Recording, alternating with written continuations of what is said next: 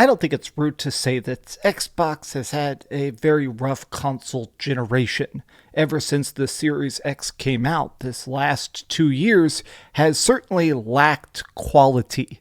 There hasn't been many exclusive games. The stuff that came out has been very broken and unfinished, like Halo Infinite and Redfall. And even we do get actually good Xbox games like Forza or Hi-Fi Rush, it feels like there are these little drops in the bucket. And I do feel like a lot of Xbox fans are starting to feel this very deep disappointment. While Nintendo and Sony are just getting bigger exclusives, winning Game of the Year awards, Xbox is kind of in the corner, hoping you stay subscribed to Game Pass. But what's interesting is now we have an interview that just dropped about 40 minutes ago from Phil Spencer discussing this disappointment and how it's affecting Xbox, and also talking about what it's like to battle against Sony. So let's discuss. What's up, gamers? DreamcastGuy here. Hi, hope you're having a great day. If you could like this video and subscribe if you haven't already. So this is actually all these clips we're going to look at today are from this very long, very in-depth interview done over on the Kinda Funny channel. I will fully admit, a lot of times Kinda Funny is... they give a lot of softball questions. They do a lot of very weak interviews. And I don't really mean that as an insult. They're definitely supposed to be the good vibes, happy podcast. They ripped Phil Spencer apart here. I actually recommend this, but I want to take a look at a couple clips of it, specifically starting with this very viral clip that's already burning up the internet, where Phil Spencer talks about his disappointment in Redfall and disappointing the community. Let's start with this. Here we go. Of course, Redfall has released from Arkane Austin, and it's been a tough release week for that, coming out to low reviews and a lot of disappointment from many fans. Can you talk about that? What is your thoughts right now as we head into the first week of this game being out? There's nothing that's more difficult for me than disappointing the Xbox community, and just to kind of watch the community lose confidence, be disappointed. I'm disappointed. I'm upset with myself. I kind of revisit our process. You know, I think back to the announcement of 60 frames per second, and then we weren't shipping 60 frames per second. That was kind of our punch in the chin. So even right off the bat, I feel like he is kind of bending the truth. He is lying a tiny bit. And obviously, he's a PR guy. Phil Spencer's job is to sell Xboxes. It's not to be your friend. It's not to be the dude who's going to be a straight shooter. He's trying to lie a bit. But this is so weird. They knew that this game was not going to be 60 frames a second for probably a super long time. They released tons of gameplay trailers. They did a deep dive IGN gameplay showcase called IGN First, dedicated to Redfall. That was 60 frames a second. They knew this game wasn't going to be 30 frames a second, and they're like, you know, we got to really reflect on that. This is some politician speak a little bit there, Phil, but let's continue. And rightfully, a couple weeks ago, the critical response was not what we wanted. Kind of pick myself up. What can we learn? How can we get better? One thing I'll fight is kind of what went wrong. There's clearly quality and execution things that we can do. See, even this, he's trying to skip past it. I feel like he's saying the words, but he won't actually acknowledge this. You let this game go, Phil.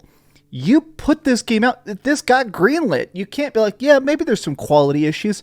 Yeah, there's quality issues, brother. The game is broken. I'm sorry. Let me continue here.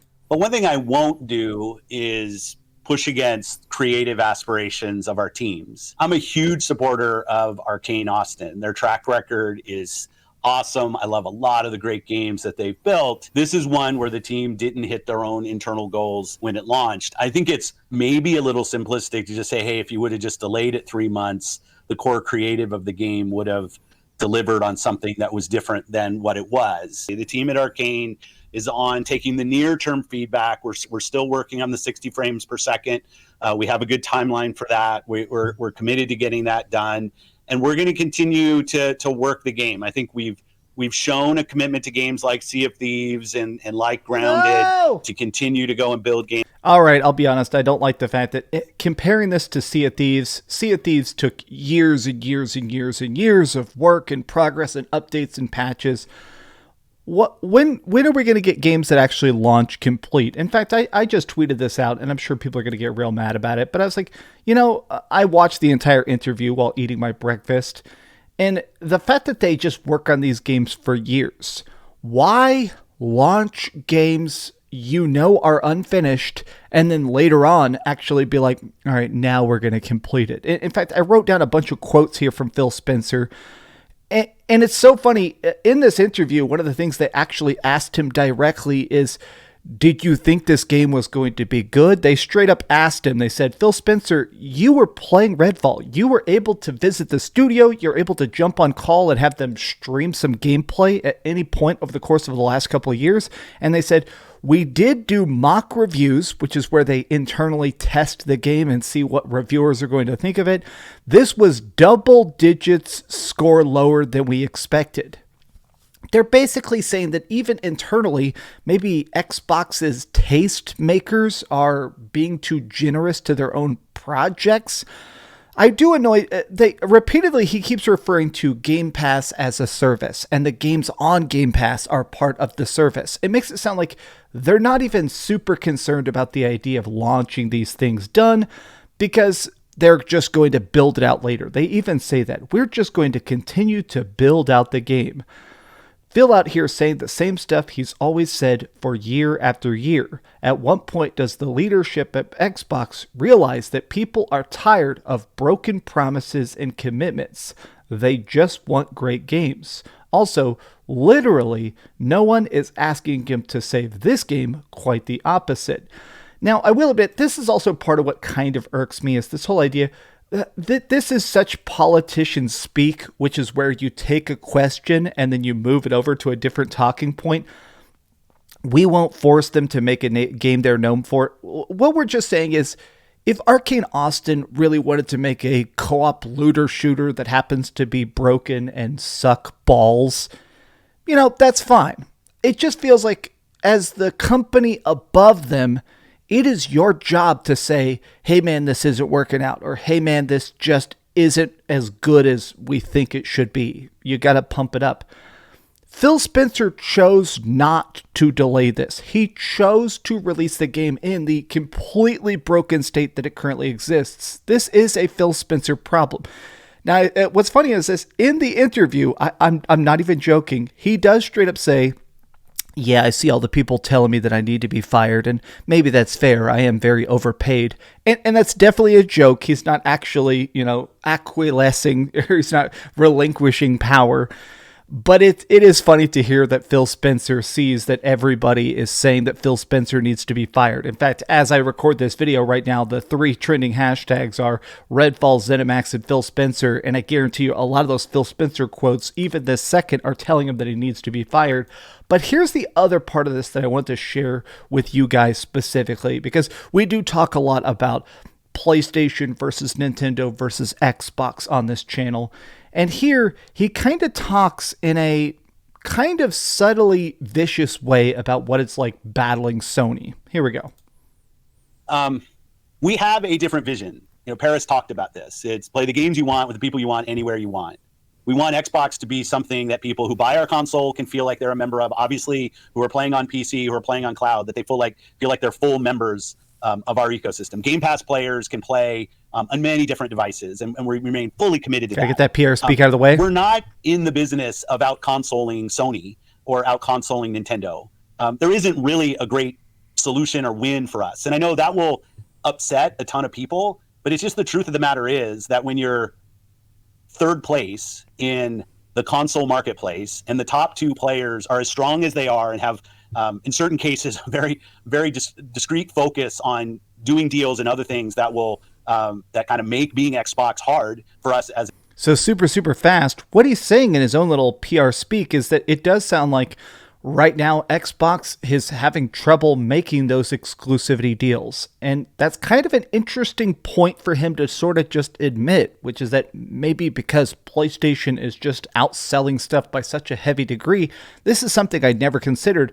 Right now, there's like 100 million Switches or something insane, 80 million Nintendo Switches. They're already up to like 45 million PlayStation 5s, and there's like 10 million Xbox Series X. I'm kind of spitballing these numbers from memory, but Xbox is way below, but they have really good Game Pass numbers. It kind of sounds like maybe he's admitting that when PlayStation or Nintendo try and make an exclusivity agreement, they're much more willing to accept maybe just partial development cost coverage or something, because quite frankly, they're definitely going to make that money back on sales because the consoles are so popular. Xbox doesn't exactly have that advantage to bring that into the arena. But let me go back here. As a team, that's on us, not on anybody else. Our vision is that everybody who's on console has to feel like they have a great experience and they're a first-class citizen. They've invested a ton in our platform. But we are not in a position, and I see it out there, I see commentary that if you just build great games, everything would turn around. It's just not true that if we go off and build great games, all of a sudden you're going to see console share shift in some dramatic way. We lost the worst generation to lose in the Xbox One generation, where everybody built their digital library of games. So when you go and you're building on Xbox, we want our Xbox community to feel awesome. But this idea that... That's such a weird statement. I just want to pause that real quick. Good games is how you sell game consoles, Phil. That's so weird. Saying we can't just make good games, that's very weird to me. If we just focused more on great games on our console, that somehow we're going to win the console race, I think doesn't really lay into the reality of most people. Like 90% of the people every year who walk into a retailer to buy a console are already a member of one of the three ecosystems, and their digital library is there. This is the first generation where the big games that they're playing were games that were available last gen. When you think about Fortnite and Roblox and Minecraft, like the continuity from generation to generation is so strong. I see a lot of pundits out there that kind of want to go back to the time where we all had cartridges and discs and every new generation was a clean slate and you could switch the whole console share. That's just not the world that we are in today. There is no world where Starfield's an 11 out of 10 and people start selling their PS5s. That's not going to happen. But they'll still play it though, Phil. This is so annoying to me, is this whole idea of like, we just can't do better. We're trying our best. Make good games. In fact, in this interview, he straight up tries to dodge a lot of questions. Something he tries to say is that he will not say whether or not Starfield is going to be 30 frames a second or 60 frames a second. I truly believe that if Xbox kicked it up a notch, if Xbox managed to make some big, epic, fun games, they would be a success. I do truly believe that. If Xbox released a big game that is as epic and crazy as God of War Ragnarok or Spider-Man 2, I truly believe there would be a giant spike in console sales. Maybe I'm an insane person here. Maybe I'm saying this because I already own an Xbox. But this is just wild to me. Phil, I just don't believe him here. Happen. So what we have to do, and we have this unique vision because we see what creators want to do. Creators want to build games that can meet players on any screen. People play with their friends regardless of what other screen they're on. And the console is the core of the Xbox brand. There's no doubt. So like we will stay focused on making sure that console experience is awesome. But I know some people want to hold us up of just being a better green version of what the blue guys do. And I'm just going to say, like, there's not a win for Xbox in staying in the wake of somebody else. We have to go off and do our own thing with Game Pass, with the stuff we do with xCloud, and the way we build our games. Sorry, I was a little long. Man, I just don't like that answer. Because, again, saying Game Pass, this feels like they're saying, okay, Redfall is bad now, but it'll be great someday, and all the people downloading and getting Game Pass will experience that good product and evolution. And that's different than the PlayStation experience where a game launches done. This entire interview is very good, but it's very weird. You can see I'm actually the first person in the world to click it. Look at this. I actually clicked it 17 seconds after it got uploaded. My God, Phil Spencer, good PR talker, but I just don't. I just think that this interview, it's appropriately harsh. I'm glad that Kinda Funny sort of roasted him because I think the man deserves it. At this point, I'm going to keep Game Pass. Maybe, I don't know. I'm going to get Game Pass. Maybe I'm going to cancel Game Pass and get it back when Starfield is about to release. But at this point, it's very difficult to be surprised or impressed or excited for anything Team Green. What do you guys think about it, though? Are you ready for the future of Xbox? Is that 2024? Is that 2025? Someday this console will actually be worth the $500 I paid for it on day one. But as it stands, it gathers a lot of dust. Thanks so much for watching. If you enjoyed this video, give it a big old thumbs up, share with your friends, and subscribe if you haven't already. And please keep dreaming. Phil Spencer, my God. Thanks so much for watching that video. If you want to see something else, you can always click this link to see what I put up last, or, subscribe and see what's coming up next. Also, I promise that whatever I do, it'll try not to suck.